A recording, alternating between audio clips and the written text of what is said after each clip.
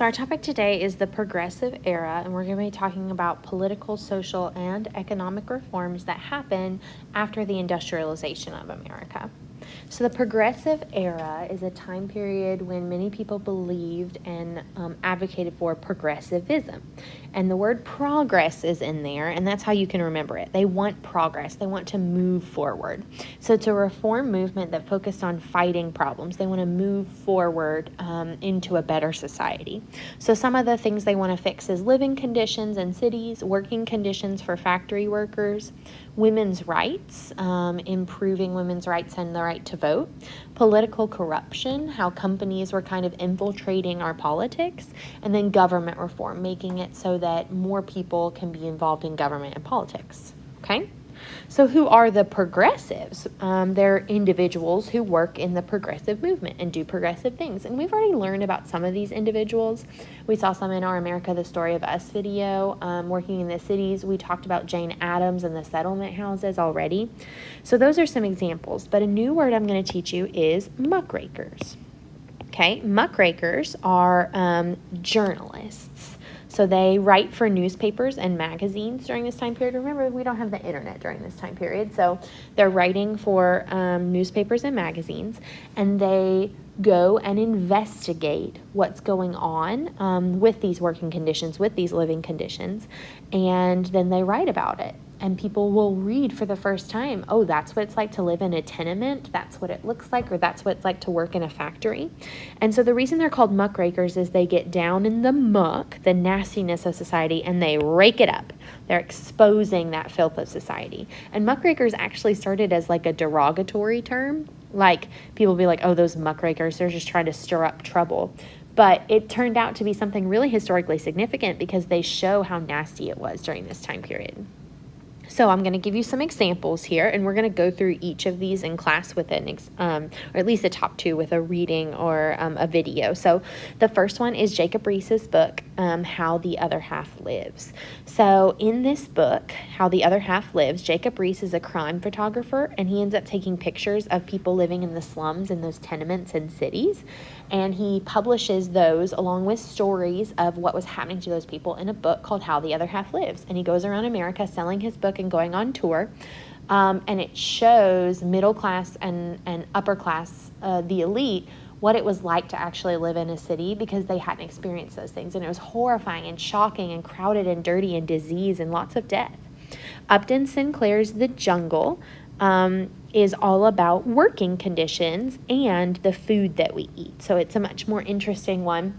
It is a fictional story that is based off of true events that happened to many people. And in the fictional book, The Jungle, he makes it all happen to one person. But everything that is within the book actually happened at some point to people. So it's all about the meat packing industry. So cows are slaughtered and brought over from the West. They're brought into Chicago on refrigerated rail cars. They're processed into meat to be sold into stores. And the conditions of these meatpacking factories are disgusting, like rats and poison being put into the meat, it being colored so it looks more like meat and less like crap, and mold.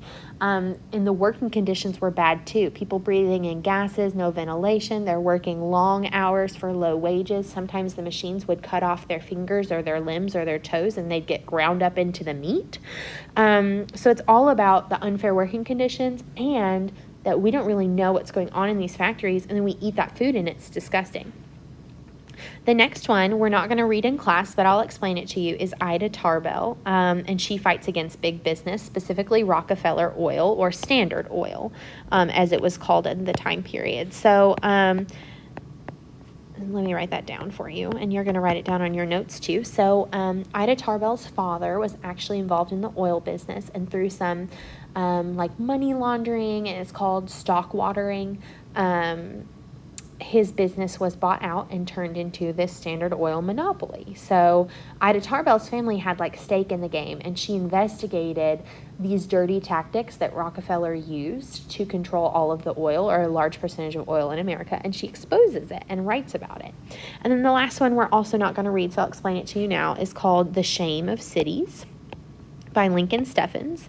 And within this book, he talks about municipal government, which means local government, and how local government officials are being bribed by big businesses. He also ends up investigating some senators and found out that of the 90 senators he investigated, 75 of them had some sort of economic affiliation with a big business like Standard Oil or Carnegie Steel or other big whiskey businesses or railroad businesses. So 75 out of 90 of the senators that he investigated were being influenced by a big business in their decisions in Congress. And his whole point was, our Congress is not really working for us, they're working for big business. It's corrupt, and that's what corruption means, okay? So here are some pictures. This is Upton Sinclair. This is Jacob Riis, and this is Ida Tarbell. So part of the progressivism isn't just muckrakers. It's also political crusaders who want to change things via legislation. One of those is the work to end child labor. So in the late 1800s, unions oftentimes were striking or putting together agreements, collective bargaining for the purpose of furthering male rights, the rights of male workers, better wages, better conditions, better hours.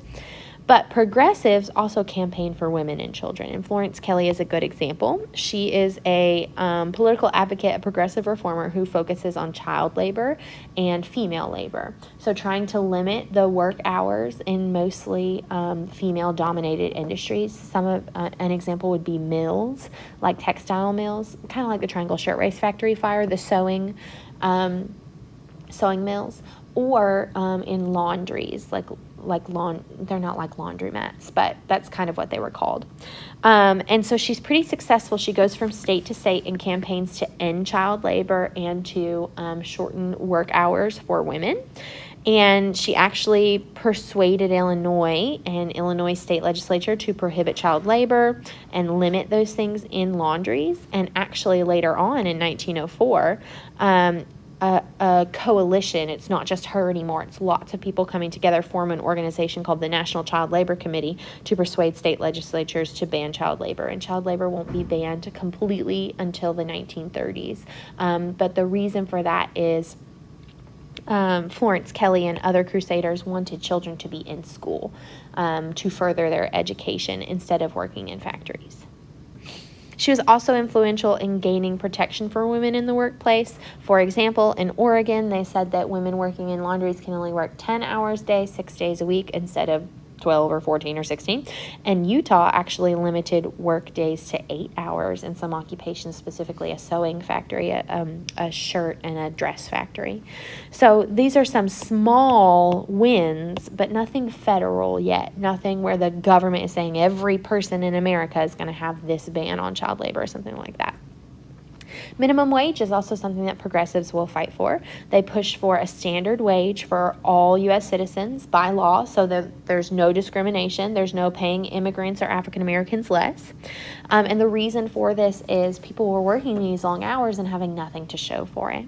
So in 1900, almost 40% of families were living under the poverty line, and the poverty line means it's a line kind of like set by the U.S. government that says if you're below this line, then you are poor and you are at risk of not surviving your situation, not being able to pay rent or get food.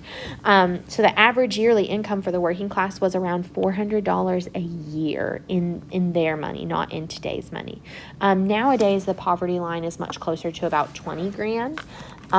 So if your average income if you have 4 people in your household, like mom, dad, 2 kids, the poverty threshold is around 20 grand right now. And if you make less than that, you're considered in poverty. Massachusetts was the first state to pass a minimum wage law. And then minimum wage won't become a federally mandated thing until 1938 during the Great Depression. And nowadays, minimum wage is $7.25 an hour.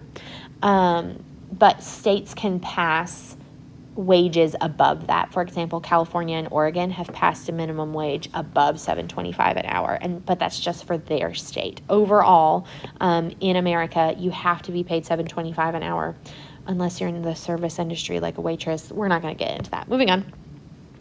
So there are some examples of progressives taking litigation to court to try and get their things furthered. So in Mueller versus Oregon, don't worry about the Bunting versus Oregon. We're not going to worry about that.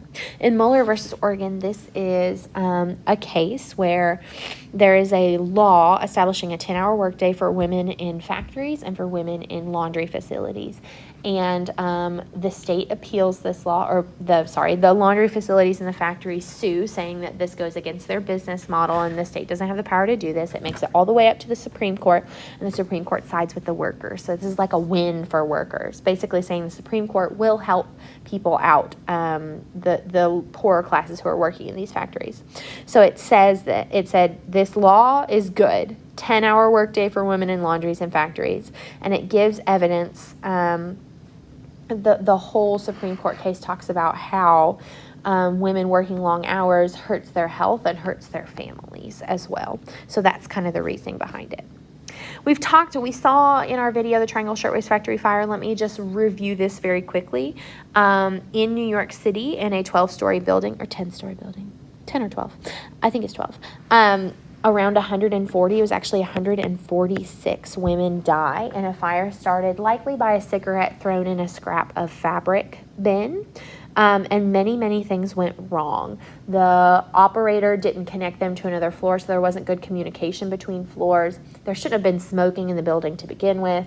The water buckets didn't hold enough water to put out a fire. The fire hose wasn't connected properly. The fire escape collapsed. There's no sprinkler system or fire extinguishers like we have today. The exits were really, really small so that their bags could be checked on their way out so they wouldn't be stealing from the company. Elevators only held 10 people. There were no internal stairs. So lots and lots of issues with the fire and safety regulations, and it took a disaster like this for people to wake up and think, we have got to have better regulations for workers. You can't go to work every day thinking, I'm going to die because of these conditions. So the stories of the accidents and women jumping to their death instead of burning, and the 146, most of them young women, like when I say young, I mean like your age, 15, 16, 17 years old, working. New York kind of led the way in new state laws that would fix things like this. So you have to have a fire extinguisher. You have to have fire exits. You have to have stairs. Elevators should only be used if there's no fire. Like you go down the stairs if there's a fire. And also workers' comp. If you're hurt on the job, then you shouldn't have to take off your days with no pay. You should be paid because it's not your fault you're hurt. It's your job's fault. So inspections and fire code come from this disaster, but unfortunately it took a disaster to get to that point. So here's an example of a factory inspector journal, kind of the things that he's seeing. So I'll read these to you. At a steel mill in Butler, Pennsylvania, a heavy pot of hot metal spilled molten steel onto wet sand, causing an explosion, which destroyed part of the plant. Steams of hot metal poured down on the workmen, engulfing and literally cooking some of them. 4 men died and 30 were injured. So these are the work conditions that the poor classes are suffering from in the factories. A young boy working in a coffin plant was decapitated, had both arms and legs torn off when he was caught in a shafting rotating at 300 revolutions per minute. So he died, a young boy who should have been in school, but was working because of no child labor laws. Sawmill worker fell into a large unguarded circular saw and was split in two. And these sort of things, even though they didn't happen every single day, injuries happened all the time. Sicknesses happened all the time because of the conditions that people were working in. And then horrifying things like this is what caused change, like the Triangle Shirtwaist Factory fire. So the idea of change coming from these ideas is called consumer protection. Do we really know what's going on in factories with the products that they create and sell to us? There needs to be some regulation to make sure that those products are safe. That's called consumer protection. The biggest example of this is the jungle and the nasty meat that people were consuming. We're going to read that in class. But attention began to be paid to the production of these goods so that consumers were buying things that weren't crap and weren't unsafe or dangerous for your health. So after The Jungle was written, that book, it was written in 1906, and literally it was such a bestseller. Everyone was reading it and be like, this is disgusting, this is what we're eating, that laws were proposed and then passed within a year. So the Meat Inspection Act requires federal inspection of meat shipped across state lines, which is going to hurt the meat industry because most of it was happening in Chicago. So the purpose was hit them where they are. if you are planning on selling your meat across state lines, the federal government's going to inspect it. And that, of course, would hit those big meat packing plants in Chicago. And then the Pure Food and Drug Act. Nowadays, we have the FDA. This is the beginning of that. The Pure Food and Drug Act forbids the manufacture, sale, and transportation of food or medicine containing harmful ingredients. Basically saying, here's a list of ingredients you're not allowed to put within something that somebody is going to consume. And you need to have a label on things. And that has morphed into what we now know as the Food and Drug Administration, the FDA, that makes sure that there's nutrition labels and ingredient labels and warnings on things as well. If you've ever looked at the tag of like your sheets or like your bedding, it'll say like warning flammable, or maybe it'll say made with non-flammable materials. That's the FDA regulating what is made to make sure it's safe in your household. That wouldn't be the FDA, but that'd be consumer protection. The FDA makes sure that there's nutrition labels on your food. The Pure Food and Drug Act, that is not the FDA, but it's kind of the beginning of that idea that consumers should know what they are consuming, okay? All right, last bit here, reforming society. What about all those horrible living conditions? Specifically, Jacob Riis's book, How the Other Half Lives, shows that cities were not glamorous people where rich people lived. Yeah, that happened, but for most people, it was horrible living conditions in those tenements where disease and death happened all the time. His work, full of pictures and stories, was meant to expose poverty and the living conditions, and most of them were immigrants who could not speak English and could not get ahead monetarily to get to a point where they don't live in tenement housing. After How the Other Half Lives was published, it drew such attention that in 1901 in New York, this is New York, a state law was passed that required tenements to have light bulbs in hallways and have one toilet per 2 families. And that's just the beginning of good reforms that will happen. Eventually, tenements will be, most cities will pass laws disallowing them having a max occupancy within apartment buildings, within rooms, within apartments. Many tenements will end up being destroyed and torn down because they don't meet code. When we talk about something meeting code, that's government regulation for safety standards. We do see some gains for women. Colleges will start accepting women. The first college to accept women is called Oberlin College. And Oberlin College also starts accepting African Americans as well. So lots of women, middle class, usually women, start going to college. And that's just a win, because before that, if you wanted to further your education beyond middle school, it was up to you to pay for a tutor or something like that. But now public colleges will be accepting women. Employment gets a little bit better for women as well. Now there are more job opportunities like secretaries and bookkeepers and typists. Some women become journalists and write for newspapers and investigate. Lots of women, the teaching profession is what they go into, or the nursing profession. And then, of course, the factory work for women will continue as well, industry and garment factories and things like that. So with more opportunity and more they can get out in the social and economic world, they want more political rights too. And from that comes more push for women to be involved in social movements and political movements.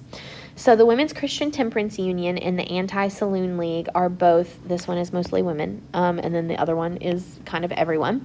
It are both political movements run mostly by women to ban the selling of alcohol, which will eventually lead to prohibition in the 1920s. But it takes a while to get to that point, so that's why we're still talking about it in the 1890s and 1900s. Women in this political movement blamed alcohol for male issues in society, saying it made men lazy, it made them abusive. If they were alcohol abusers, they would come home and be unkind and abusive to their children and their wives. It made them bad workers. It made them dangerous workers. And so that was the rhetoric that they pushed to try and get prohibition or alcohol banned. So actually, this isn't in your notes. You don't have to write. Oh, yes, it is. Yes, it is. That is going to be successful. In 1918, the 18th Amendment is passed that prohibits the manufacture, sale, and distribution of alcoholic beverages. We're just going to learn about this very quickly, and we'll come back to it when we get to the 1920s. But it's this progressive movement that leads up to that. It's people saying alcohol is the cause of some of our problems. Let's get rid of it. It ends up being unsuccessful, but we'll save that later. But women's suffrage, next to the word suffrage, I want you to write right to vote, was a very long crusade. It started in the 1840s and 50s with a women's rights conference called Seneca Falls, where they take the Declaration of Independence and they like reword it to make it be like a independence from a society that doesn't include women. It's called the Declaration of Rights and Sentiments. And then in the time period we're talking about, we have a suffrage association led by Susan B. Anthony and Elizabeth Cady Stanton, who campaign and rally and picket for the right to vote. We have women who are involved as muckrakers, women who are involved in trying to end child labor laws and harsh working conditions for women in labor unions. And then eventually that kind of like they're involved in society, they're involved in politics, they want the right to vote. And women will campaign for the right to vote, which is the 19th Amendment, and that will be granted in the 1920s. Again, we're going to talk more about this later. All right, we're done for today.